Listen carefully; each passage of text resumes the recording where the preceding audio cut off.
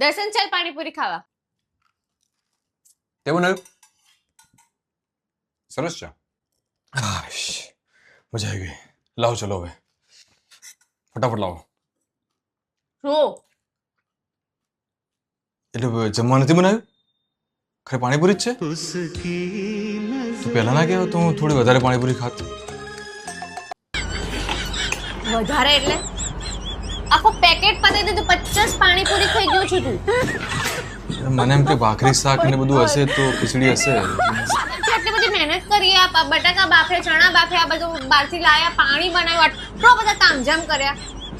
તો પાણીપુરી તો મને લાગે નાસ્તામાં હશે. બધા લારીમાં ખાય પાણીપુરી તો મેં કીધું નાસ્તામાં જ હશે ને. જમવા માટે તો ભાખરી શાક ને આપણો પટેલોમાં તો હોય જ છે ને ભાખરી શાક. સવારથી કરી ડિનરના ટાઈમે તમે પાણીપુરી ખાવ છો અને નાસ્તામાં.